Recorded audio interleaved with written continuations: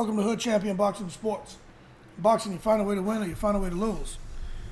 With everything going on in boxing right now, we're not really sure what's going to happen with Terence Crawford, who he's fighting next. Is it Alexis Rocha? Is it Virgil Ortiz? No one knows what happened to Cody Crowley and the fight that he had scheduled. That seemed to have disappeared. Could it be Cody Crowley?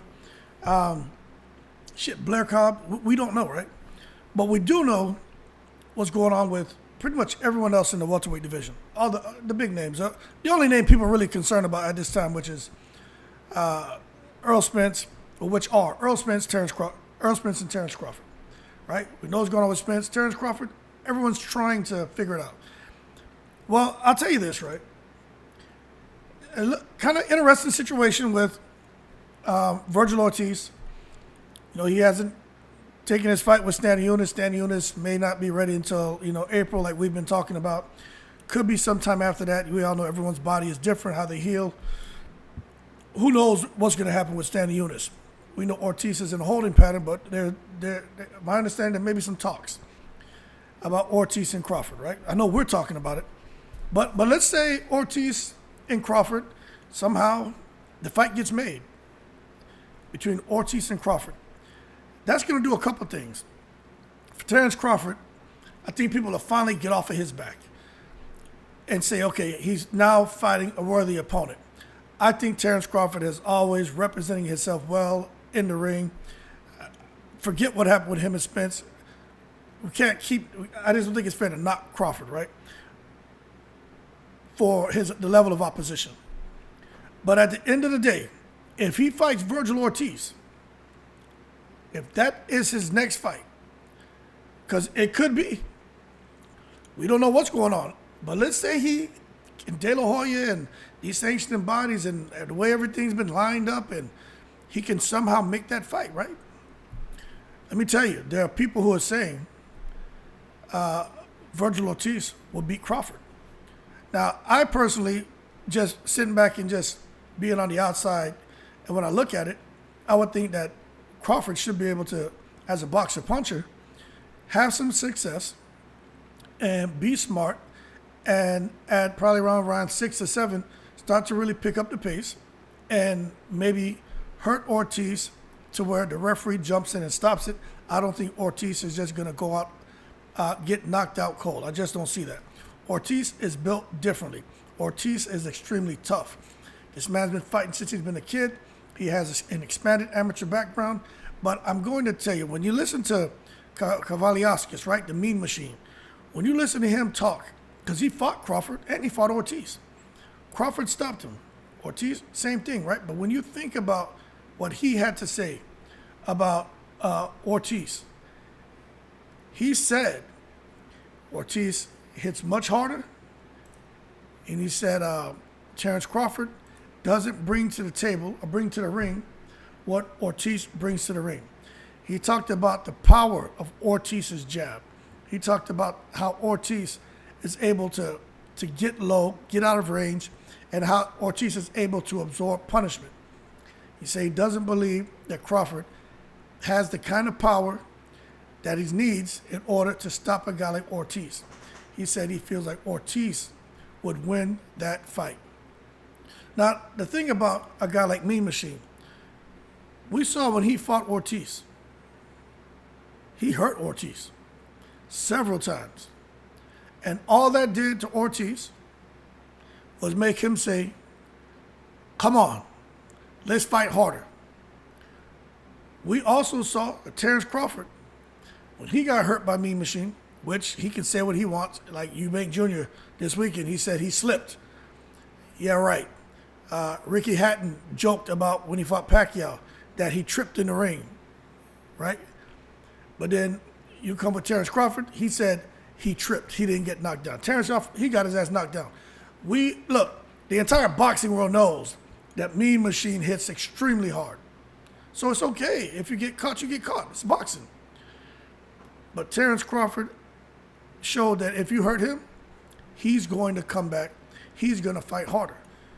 He may not shout, come on, and he may not be all animated in the ring with it, but you can see in his behavior, he doesn't like it.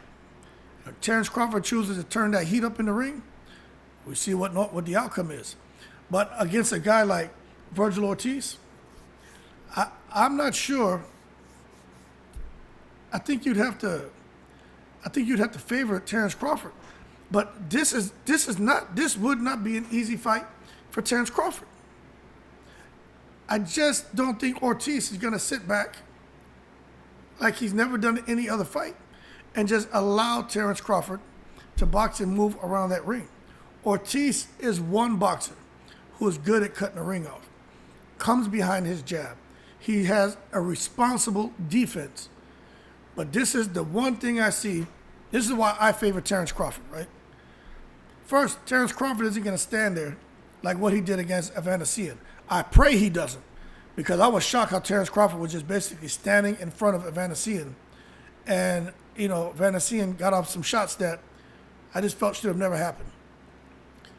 So is Crawford getting old overnight?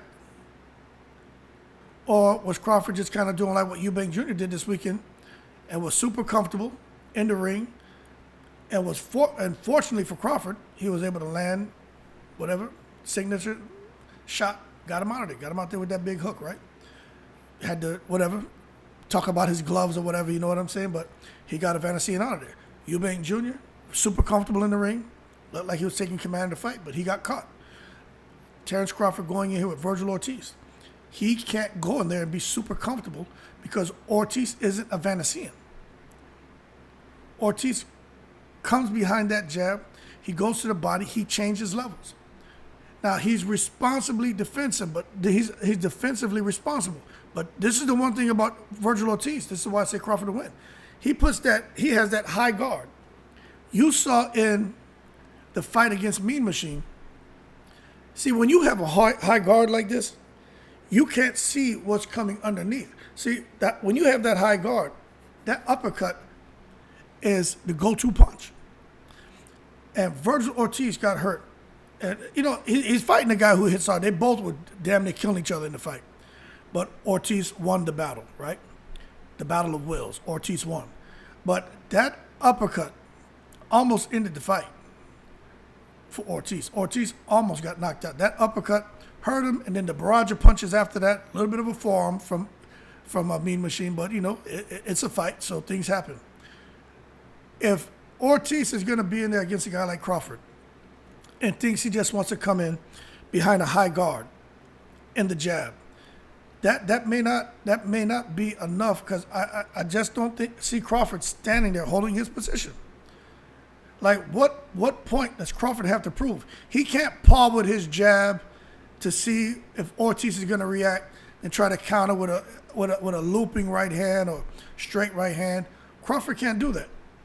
I'm telling you right now, if Crawford comes in there playing around, he can get himself hurt and maybe stopped. Those of you who are saying, no way, BS, you must be an Earl fan. Yo, don't act your shoe size on this page. You tell me why you think I'm wrong. What I'm telling you is I think Crawford does win. But I'm saying he can't make those mistakes. The same way I'm going to tell you, Virgil Ortiz can't come in there and think the little jab and high guard is going to get it done against Crawford. Crawford isn't the Mean Machine. You see him with Mean Machine. He likes to stand there, plant his feet to let his shots go, because he also believes in his power, just like Virgil Ortiz.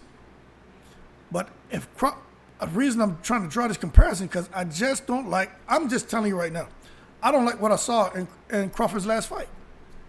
I don't like it, man. That ain't the Terence Crawford that I'm used to seeing in the ring.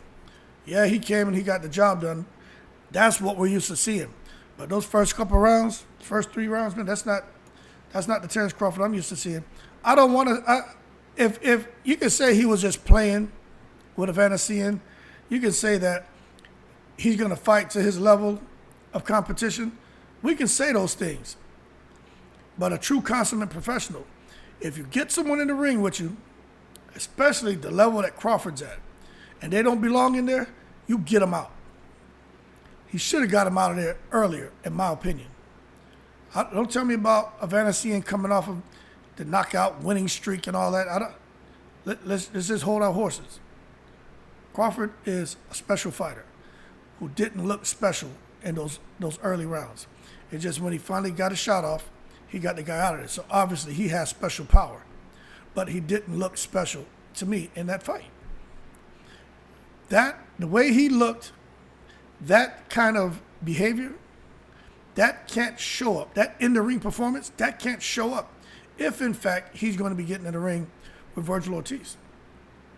Virgil Ortiz, if he gets Crawford into close quarters, I give Virgil Ortiz the advantage. That's Virgil Ortiz's style of fighting. And I don't care what anyone says. Y'all can say what you want about Virgil Ortiz, about Terence Crawford. They're both elite, but there's a reason why Virgil Ortiz has all those damn knockouts. People want to sit here, man, and talk about Ortiz like Ortiz is a pushover, is an easy fight, like Ortiz is Jose Benavidez. This is not the same. He is nothing like the Benavidez that Crawford fought. Not the same fighter, man. And I just think when a guy like Ortiz and Crawford, right, there come moments in time in their career where they have defining fights. Some people say for Crawford, his defining fight was Gamboa because he got hurt and then he came back and we saw what he did to Gamboa. Some people say for Crawford, his defining fight was Mean Machine. He got hurt. Okay, what'd you say? And then he came back and he stopped him. Some people say Crawford's defining fight was Jose Benavidez, who was giving Crawford the business. Crawford figured it out, solved the problem. Some people say Crawford's defining fight was Sean Porter, because Sean Porter's probably the biggest name on his record at that time. You know what I'm saying? And what I'm saying is, this could be the defining moment and fight for Virgil Ortiz. That's all I'm saying. Sometimes fighters age overnight. I'm not saying Crawford is looking like an old man.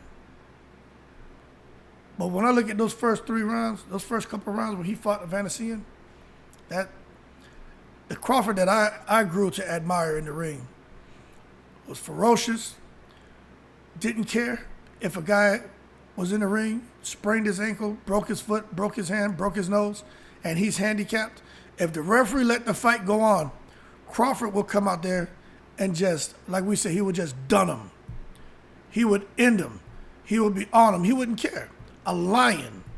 You got wounded prey in front of you. You take care of it. Put it out of its misery. I just don't think I think he took a little long to finally decide to let his instinct kick in and get Evanesian out of there. Because Evanesian, he was able to time Crawford a little bit, but he didn't do anything that I thought was mind-blowing in the ring that was able to really blunt any of Crawford's offensive plans and offensive attack in that fight. I think it was more of Crawford just not really performing to his potential early in the fight. Now, I'm giving Crawford the benefit of the doubt. But what I'm telling you is, Virgil Ortiz, young, hungry, fight-deprived, angry, and he wants an opportunity. Look, all that crap he went through, being inactive, being ill, all of that, culminate until this moment to fight Stan Eunice. That got taken away from him. Now there's an opportunity for him and Crawford to get it on if De La Hoya, Crawford, and those key decision makers behind the scenes that we have no idea who they are, if they can come and say, you know what, the WBO, we're going to mandate this fight. We just worked a deal with the WBA where we allow, they understand the purse bid and all that happened with De La Hoya. They're going to sit there and say he can go ahead and fight the mandatory for the WBO. Now, if not, the WBO will just make it. But you would think there'd be some kind of, agreement and discussions, because the WBA, they still want to make sure they have a guy there to fight Stan Eunice. If it's not Virgil Ortiz, they'll just find somebody else. But then I know this for a fact. When you have promoters go in a purse bid, I think it's a $15,000 non-refundable deposit just to enter purse bid. So when these promoters lose the purse bid, they lose their $15,000. That's not something I'm making up. Okay? So I just got spun up on that 2 days ago. And I was like, wow. That's why these promoters, a lot of them, they're very, they don't enter a purse bid unless they think they can win, because they don't want to lose that money. And that's why you see sometimes, it's like when you see these guys at these auctions and they have the bidding wars going on and somebody ends up bidding a bit more what they want. It's kind of like what happens here with these purse bids. All these guys know they're going to lose $15,000, but somebody may beat them by 500, 100, 1,000, 10,000. And then this guy comes back and now nobody wants to lose out on that 15,000. They may end up going in and winning the purse bid at maybe 200,000 more than what they budgeted for. So really, they're upside down 185,000 instead of just losing the damn 15. But if they go in and make a profit, then it doesn't matter. But everyone else who loses, they lose at 15,000. So I don't know if De La Hoya, I don't know the rules on him still being able to hold on to the Stanley Eunice fight. He should be able to, but it may not involve his guy. So I don't know how that would play out. But I know that the sanctioning bodies, they do what they want. And the WBO, I'm hearing rumors. I've been trying to find it. The WBO, supposedly, there's some talks going on. And we could see that Virgil Ortiz against Terence Crawford coming up here the next couple months. So be on the lookout for that. But I'm just telling you, in my opinion, I just think when Mean Machine says Virgil Ortiz hits harder, Virgil Ortiz has a better jab, Virgil Ortiz is a stronger fighter. He didn't say he was a better boxer. He said Virgil Ortiz is just overall stronger. The pressure, everything, he said he thinks Virgil Ortiz will win because Terence Crawford doesn't have that kind of power, and he doesn't think that Terence Crawford will be able to do the kind of damage like what he was able to do. Now, I had to say, well, damn, Terence Crawford did have Mean Machine all over the day. He had him sprawled all over the ring, didn't he? But there's levels to it, and there's definitely levels to power. And Crawford, as a boxer, he's at the top of the food chain, boxer, puncher. But as far as just puncher, I think we got to give the edge to Virgil Ortiz. But it's up to him and his dad to come up with the right game plan to be able to go in there and dethrone Crawford. I personally think they could be getting a little bit of help from the fact that Crawford's 36, going on 37. Crawford just looking to make big money now. And Crawford may be more or less thinking about transitioning to just being a civilian and chilling with his kids and family. Especially, what's the real motivation for Terence Crawford? Yeah, he left Top Rank. He can kind of navigate his own career, right? But what's the real motivation if you're not getting the Spence fight? Okay, that's still up in the air. I personally don't think Spence and Crawford happens, but if you can't get that fight, how are you going to get up and get motivated to go fight a killer like Ortiz? It's not like they're pushing my favorite fighter in the world, Blair Cobb against Terence Crawford.